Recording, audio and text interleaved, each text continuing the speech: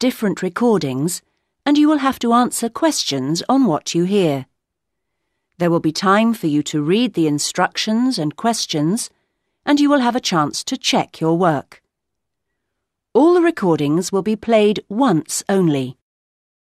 The test is in 4 sections. Write all your answers in the listening question booklet.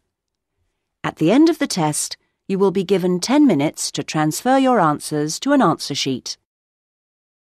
Now turn to Section 1.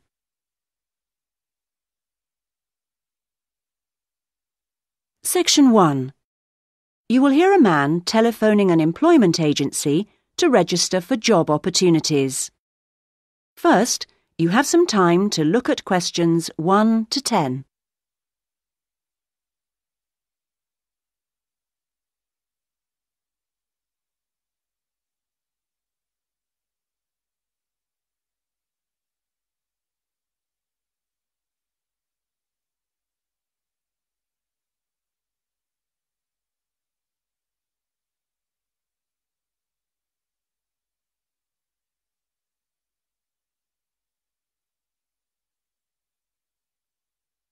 You should answer the questions as you listen, because you will not hear the recording a second time.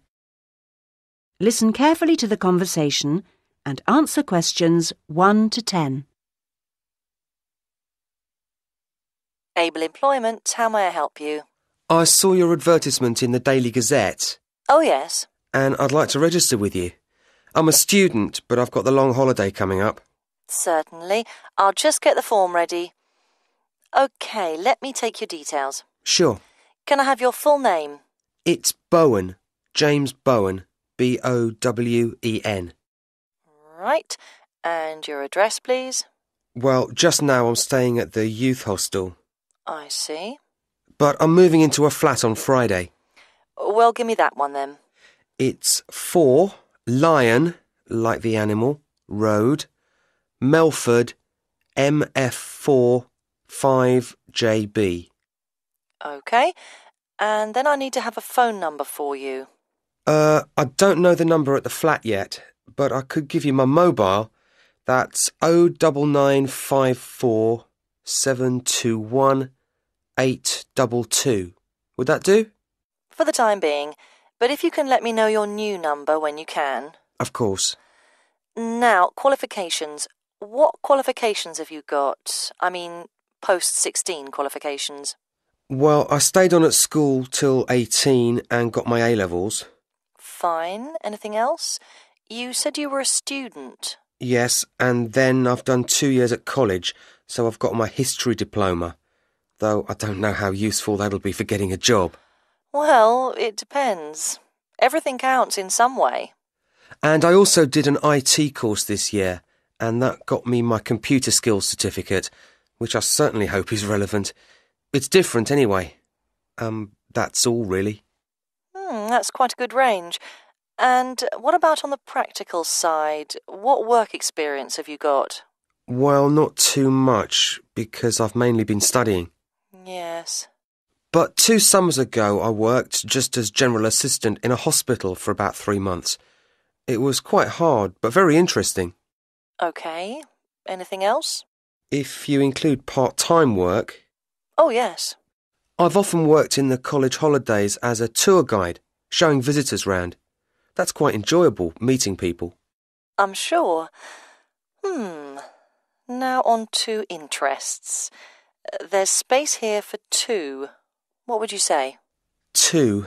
Well, I like various sports, but I suppose we should put that I'm in the swimming club. I'm pretty committed to that.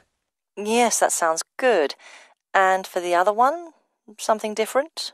I'm very keen on music too, and I love playing piano. I've been doing that for over 10 years now. Yes, I'll put that down. Well, that's more or less it for the time being. Uh-huh. Just one more thing. What I do need is your availability. Oh, yes. The college term finishes on June the 20th, and then I'm going to visit my parents.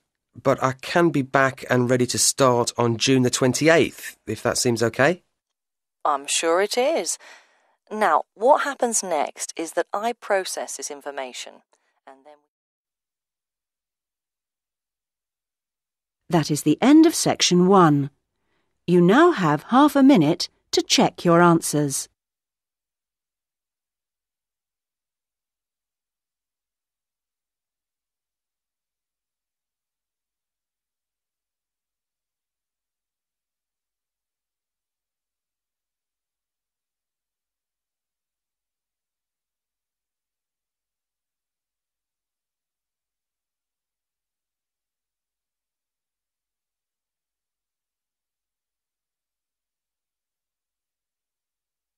Now turn to section 2.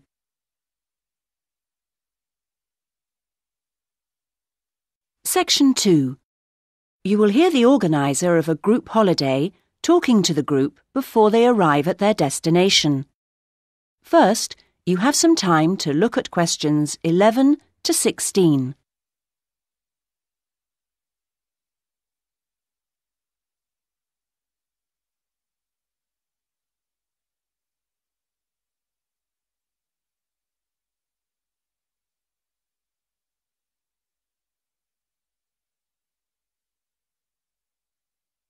Now listen to the first part of the talk and answer questions 11 to 16.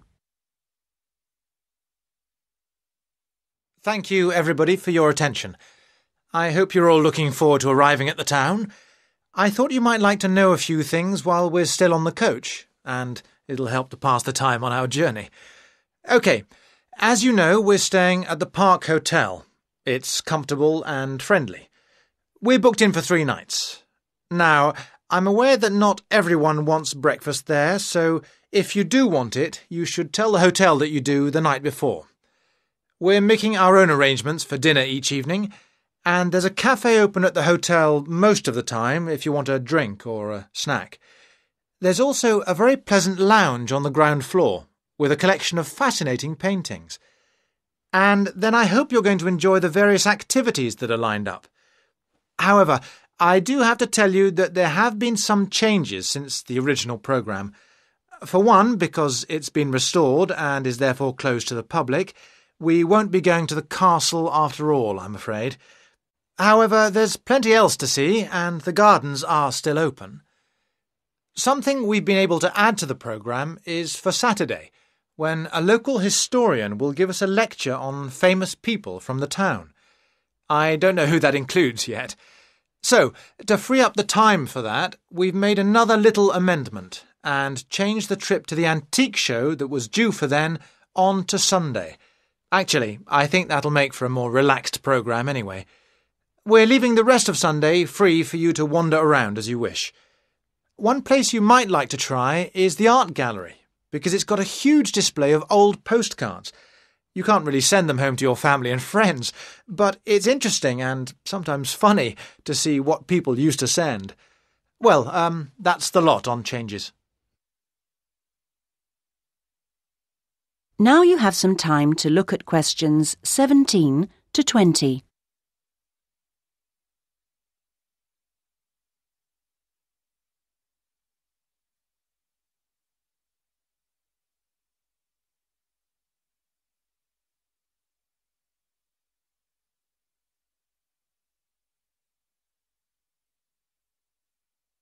Now listen to the rest of the talk and answer questions 17 to 20. I thought it could be useful to try and get your bearings now, before we actually arrive, so I'll give you a few pointers on your maps. OK, first things first, the Park Hotel, because I assume you'll want to deposit your luggage before anything else. We'll be driving into the town from the west and stopping at the bus station. To get to the hotel, just go straight down the high street towards the railway bridge, and after the bridge, if you go left, you'll soon see it on the right. As I say, it's a nice place. You can check in, see your rooms, relax a little. There are a couple of interesting little shops nearby. There aren't any internet facilities at the hotel, I'm afraid, so if you want to send any emails, you'll need to get yourselves to the internet cafe. In fact, if you want to do that first, it's easy because it's near the bus station, on the corner towards the right of Curtis Lane and Kramer Street. So, once you've done that, well, if you do that, then I suppose you'll be ready to do a bit of exploring. You've got your basic maps, but you may want to get more information, and the Tourist Information Office is the place to do that. It's up around the train station area. From the bus station, you could go up any of the streets to the left, Cadogan Road, Earl Street, or Duke Street. The office is directly facing the train station on the corner with Earl Street. They've got all sorts of brochures and leaflets about local attractions and tickets for sale. They even sell some locally produced jams and chocolates. And a last pointer at this stage is our venue for dinner tonight, the Royal House restaurant. This is conveniently located in the very centre of town. In fact, you'll no doubt pass it as you're walking around beforehand. In relation to the bus station, it's not far. Going down the High Street, if you pass the corner with Cromwell Road, then the next junction is a crossroads with Duke Street and Runton Road, and it's there. You'll be able to see its rather grand entrance over on the left corner.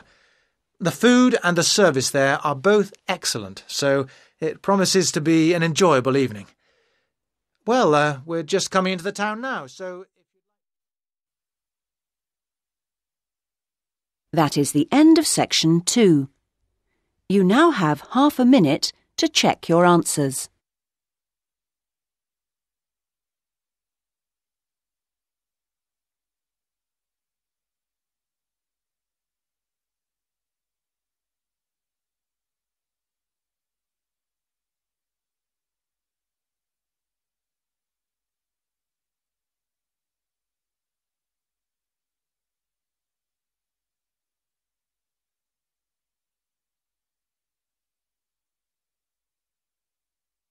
Now turn to section 3.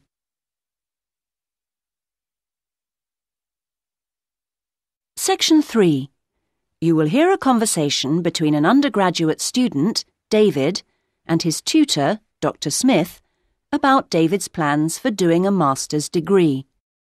First, you have some time to look at questions 21 to 26.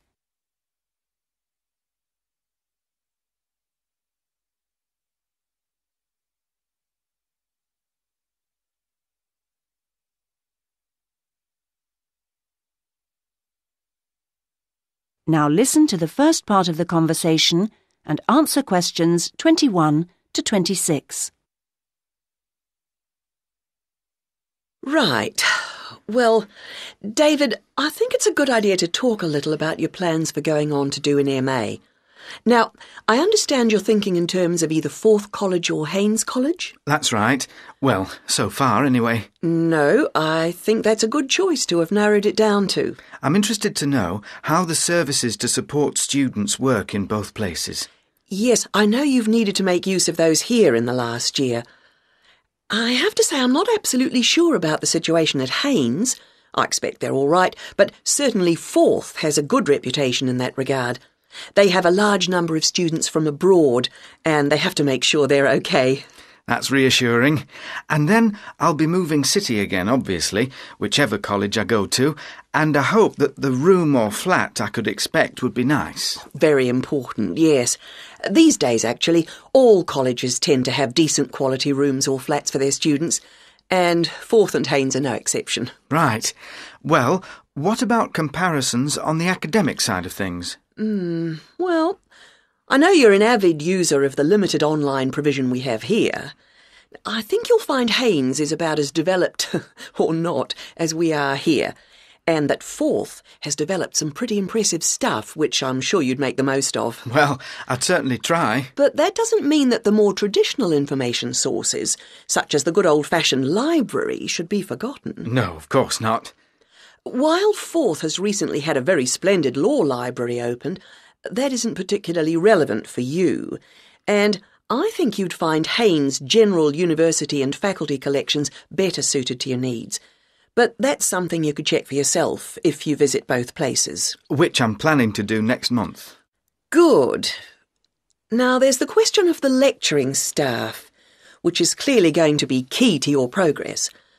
I think you'd find them adequate at Forth. There are some solid people working there, while Haynes have recently taken on some inspirational people, very cutting edge.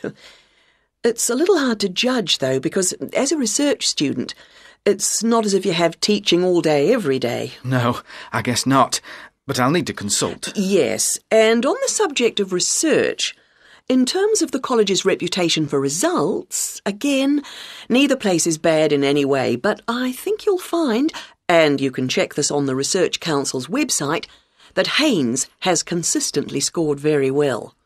There's perhaps a little bit of an issue with non-completing doctorate students at Forth. Well, I'll certainly look at the website as you suggest. Fine. Now you have some time to look at questions 27 to 30.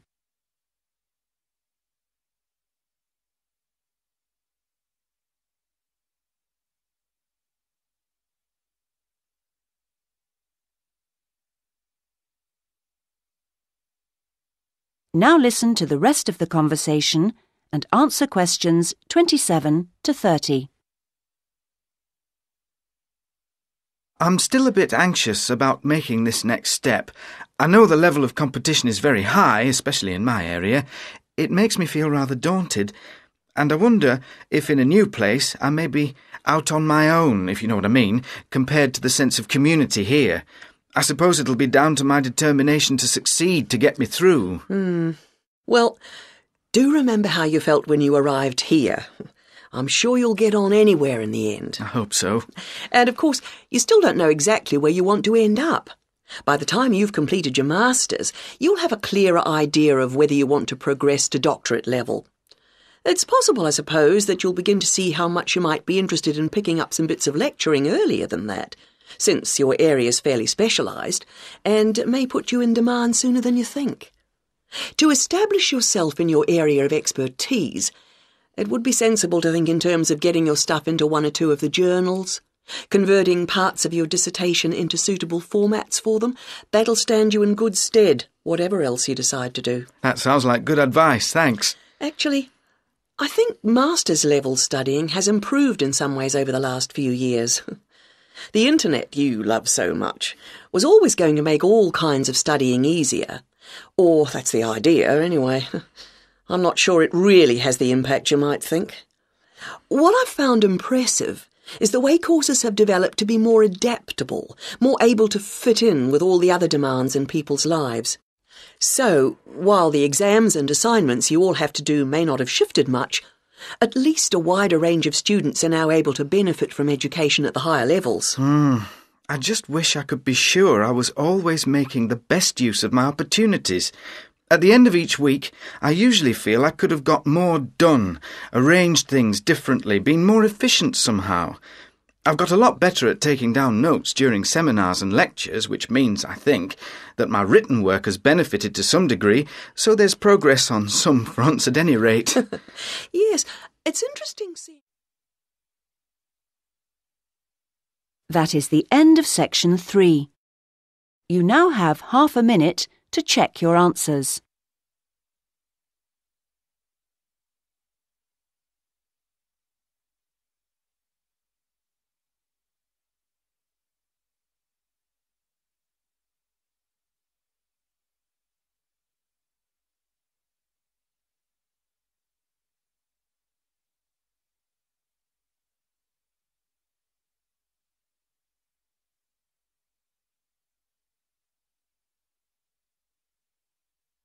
Now turn to section 4.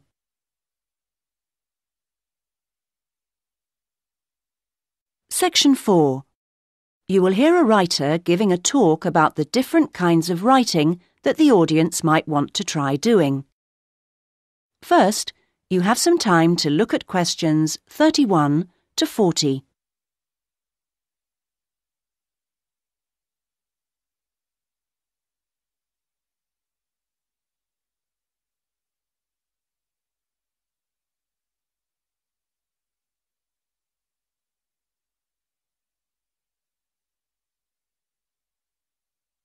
Now listen and answer questions 31 to 40. So, I'm now going to say a few words about the various different kinds of writing you may want to consider. Each has its own challenges and rewards, and it's really a question of seeing what suits you best. There are no rights and wrongs here. Let's start by considering the short story. Remember that a short story isn't just a very concise novel. There are three basic styles: the story itself, the slice of life section, and the surprise type, and all of them are equally valid as treatments of the genre. When producing a short story, you don't have time for a slow build-up of interest, so you need to get in there straight away and begin with a crisis. Then there's non-fiction, which can sell very well, with biographies in particular frequently hitting the bestseller lists. It's important, however, to be sure your chosen topic is genuinely interesting to people, and you know enough about it to do it justice. So when you're submitting your idea to a publisher, it's worthwhile to give them details of specialist knowledge you have. What about articles? Now, this is a very wide area, of course, going from the very learned and obscure to the populist gossip type. Articles based on giving advice are a proven area, and to give them a sufficient focus, you should produce your article for a definite market. That will help to define your purpose. Turning to something different, there's the question of poetry. It's often hard to define what poetry is exactly. Maybe it's easier to say what it isn't. But it should be subtle, so the message of a poem oughtn't to be overly obvious. True poems let the ideas sit there for the reader to ponder. What they must do is sound good, like singing. So I recommend reading what you write aloud to yourself to check the melody. Well, then there's plays, which are basically novels, but told only through conversation. A playwright includes minimal instructions for actions, but not for every small action the actors will perform. Things such as moves towards sofa and so on are for the director to come up with. If you're thinking of trying your hand at a play, a good starting point would be to educate yourself a little in the art of acting, so that you know what the people who deliver your work can and can't do with it. What next? There's radio, of course. Radio uses an enormous range of material, and the BBC Writing for Radio Handbook contains information about all of this. To begin with, I suggest regional stations for sending your stuff to. The competition for national radio is extremely high. OK, another interesting area is children's literature.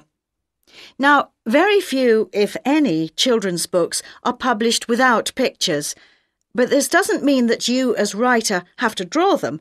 That's for the illustrator.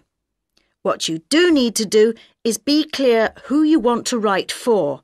So fix on one age group, and then aim your stories at that.